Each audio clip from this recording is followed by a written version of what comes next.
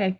My kids bring home tons of school library books. Their librarian is phenomenal. She doesn't care how many books they check out. As long as they're reading, she's just happy about it. And we've brought home a book that I would like to share with you because I have some questions. It's not that it's a terrible book. It's fine. We still learn from it. What was rattling to me is that it feels weirdly current. You'll see. Just stick with me. It was in English and Spanish. It's in two different languages, so I was really thrilled about that because we could talk about learning something different. We just went through the Helen Keller book that was learning about Braille, so I was like, oh, great opportunity, teachable moment. But I need to share this book with you. Okay, you ready? All right, this is the book. This person and the boogeyman. They're implying this is the boogeyman. You ready? Now, like I said, this book, see, is in English at the top and Spanish at the bottom. Okay, so I thought, oh, great, teachable moment. And it's about this little girl and her mom and the market people in the town. Like, this guy sells eggs. Okay, sorry, I had to find a room with better lighting so that we could see the book. This guy, we're being led to believe, is the boogeyman because he's always in a bad mood and he's always really angry and he doesn't like kids, which is crazy because he sells ice cream. So, bad guy. What I forgot to mention is the reason he's the bad guy is it says over here that little girl's mom has warned her about the boogeyman. She said that if the boogeyman would kidnap and eat those children who had misbehaved. What? If he was not hungry, good Lord, he would sell the children in the farmer's market. That's what her mom's telling her about this guy.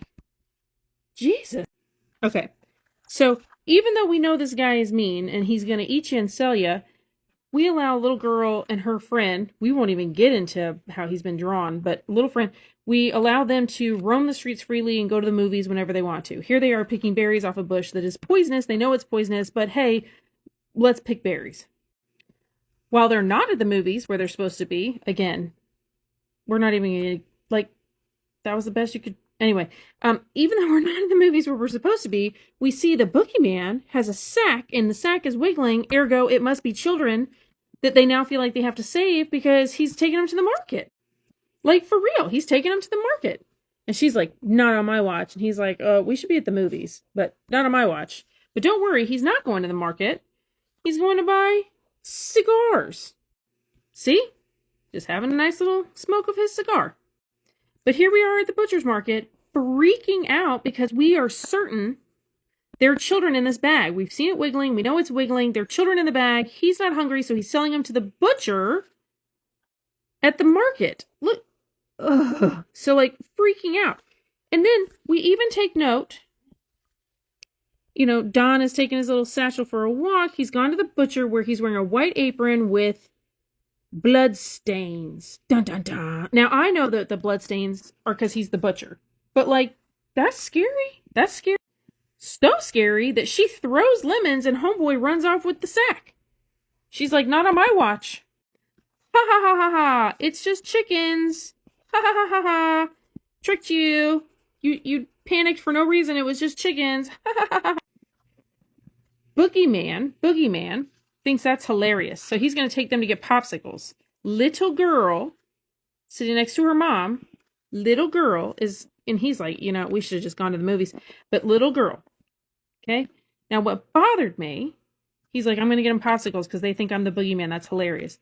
What bothers me, I jumped into the middle of this book because what happened in the beginning,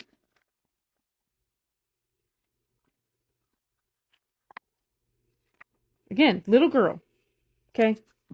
They make a big point that she's a little girl. Egg guy comes. That's great.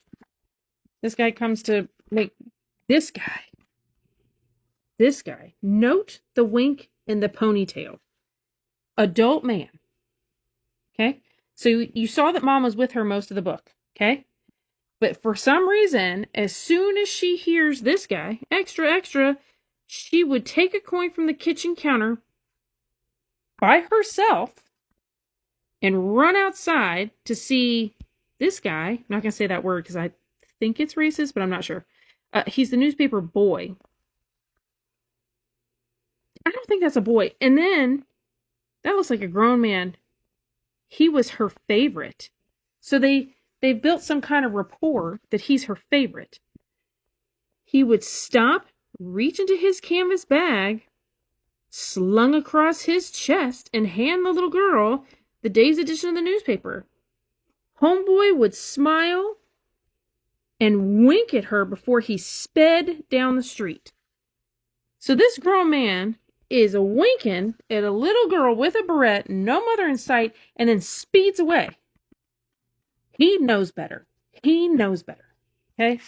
But we're going to pretend this guy, who just doesn't like kids, so honestly, just bad business plan. Like, just sell broccoli, bro. Like, the kids will stop coming. If you don't like kids, don't sell ice cream. He's just grumpy. The real threat in this book is Homeboy, because he knows better. So still a very teachable moment, right? Like, I'm not going to get into the weeds. But like, I saw this as an opportunity to teach my children stranger danger, and even what looks scary might not be the problem. The true problem was the guy that's being overly friendly to a child alone, right? This guy's just mad because he doesn't like his job. That guy's all like, see you later when your mom's not around. So, still a teachable moment, but,